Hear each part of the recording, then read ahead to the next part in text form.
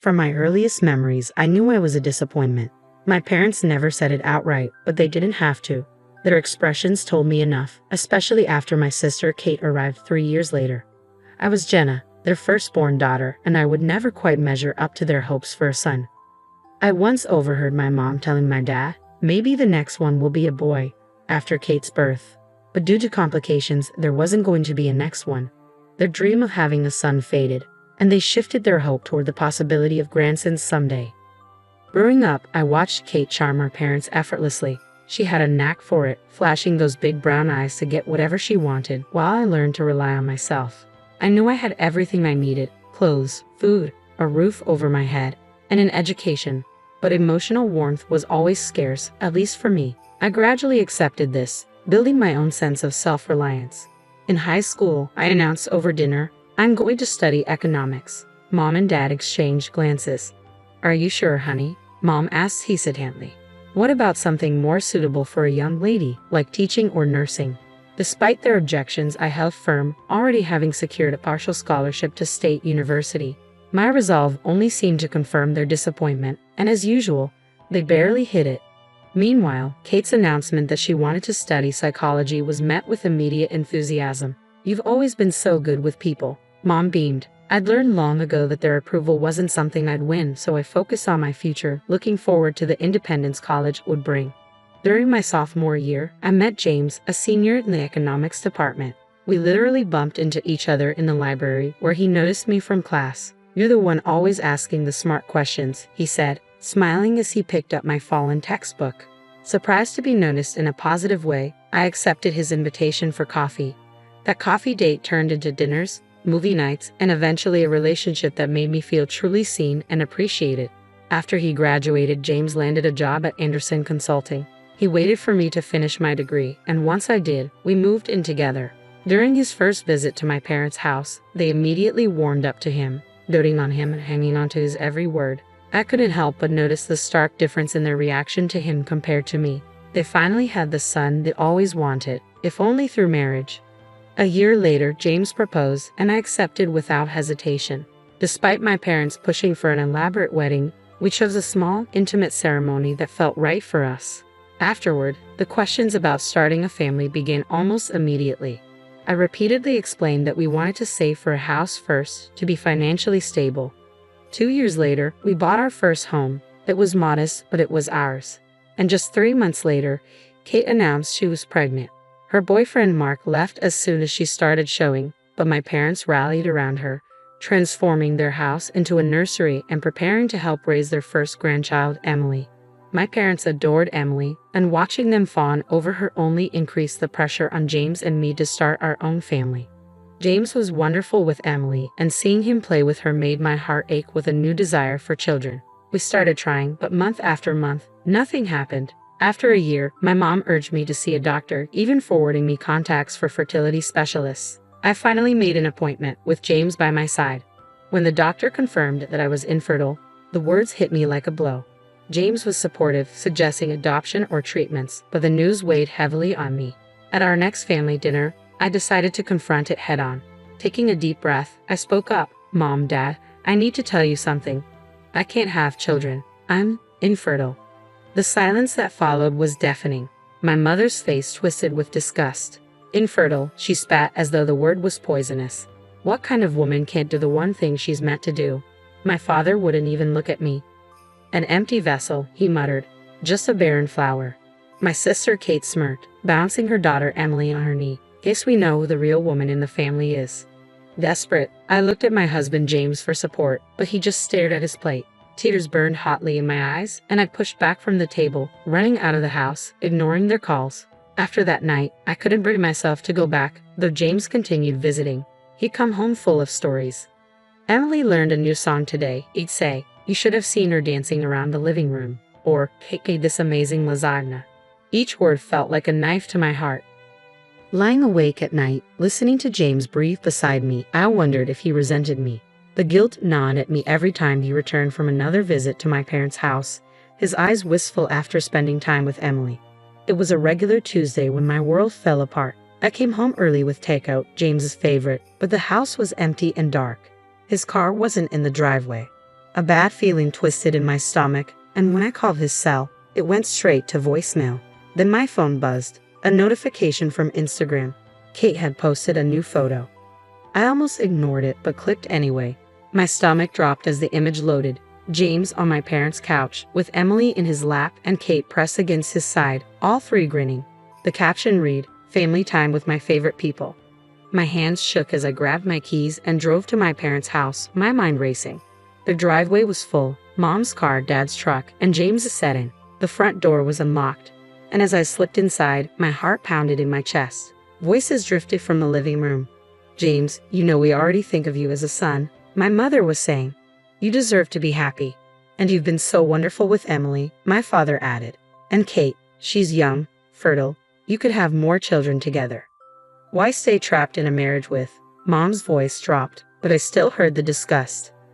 "A barren woman." I couldn't breathe. I stumbled into the room, making them all jump. My parents and sister sat on the couch, James in Dad's armchair, Emily playing on the floor. One big happy family, plotting to push me out. What the hell is going on here? My voice was shaky but strong. James looked ashamed, but my parents met my gaze defiantly. Mom stood up, her chin high. "We're just having an honest discussion about what's best for everyone." "Best for everyone," I echoed, voice trembling. "You're trying to convince my husband to leave me for my sister." "Someone has to think about his future," Dad snapped. "You can't give him what he wants, what he deserves. Kate can." I turned to James, waiting for him to defend us, to say they were wrong. But he stared at the floor. "James," I whispered, my voice cracking. He finally looked up. "I'm sorry, Jenna," he said quietly. "But they're right. I want children, a family.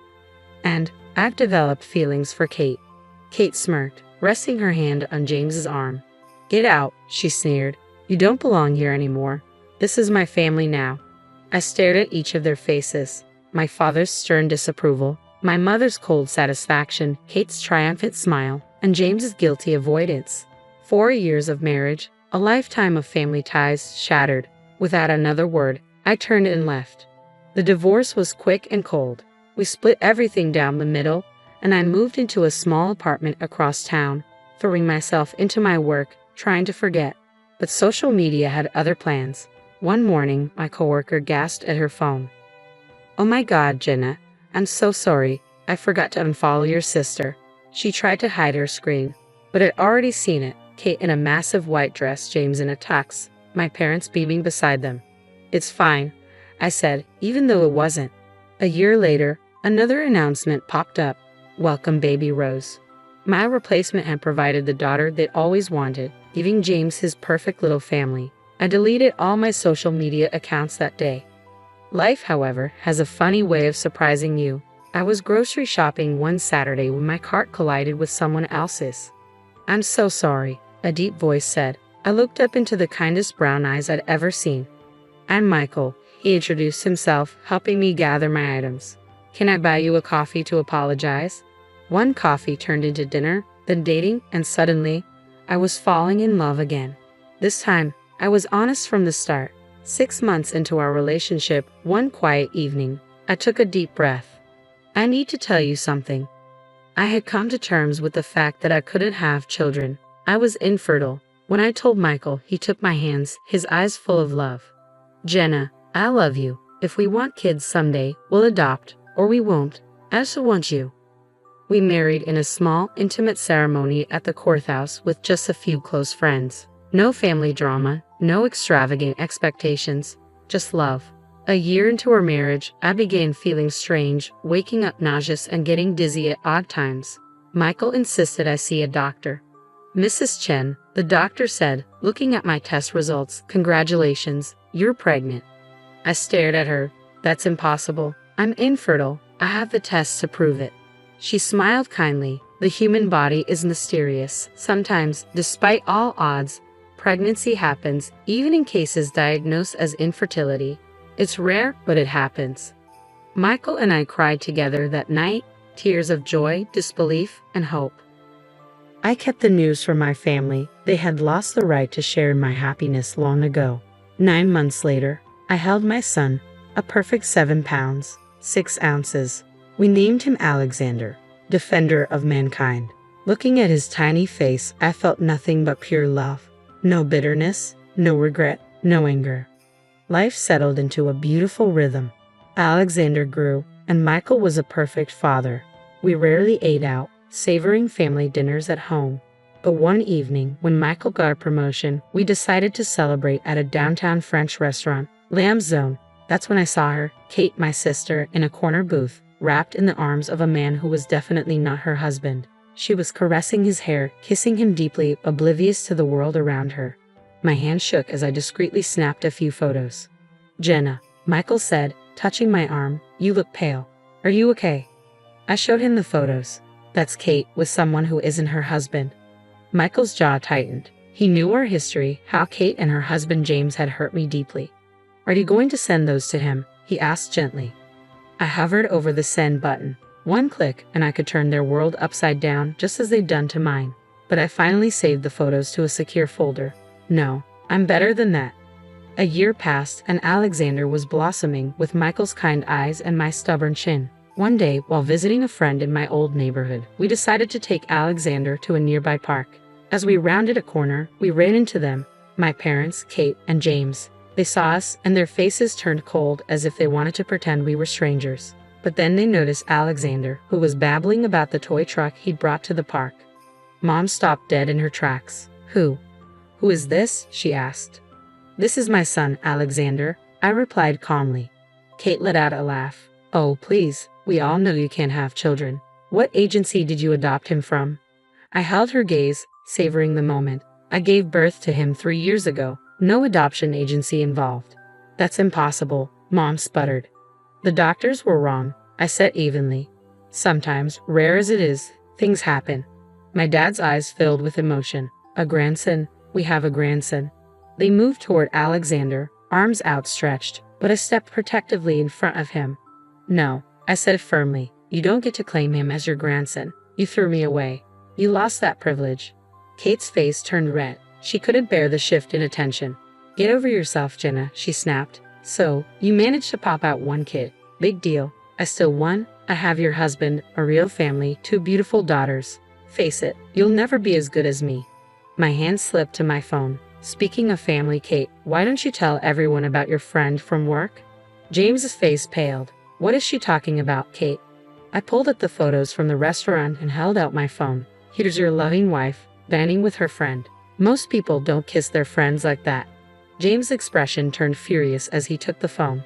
My parents crowded around to see, their shock evident. "Who is he?" James demanded, his voice shaking. Kate stammered, He's just a friend." "Friends don't meet in dark corners and kiss like that," I observed coolly.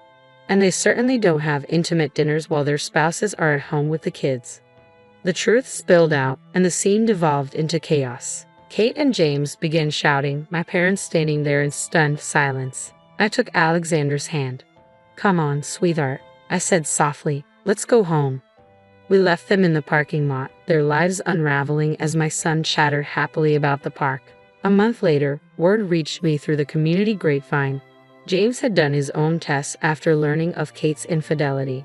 The results showed he was infertile, which meant Rose, the daughter Kate claimed as his, couldn't possibly be his. James left her, refusing to pay child support for either child.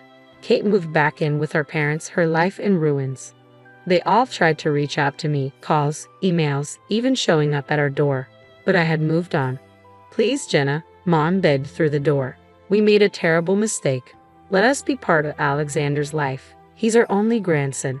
"You should have thought of that before you called me an empty vessel," I replied. "Actions have consequences."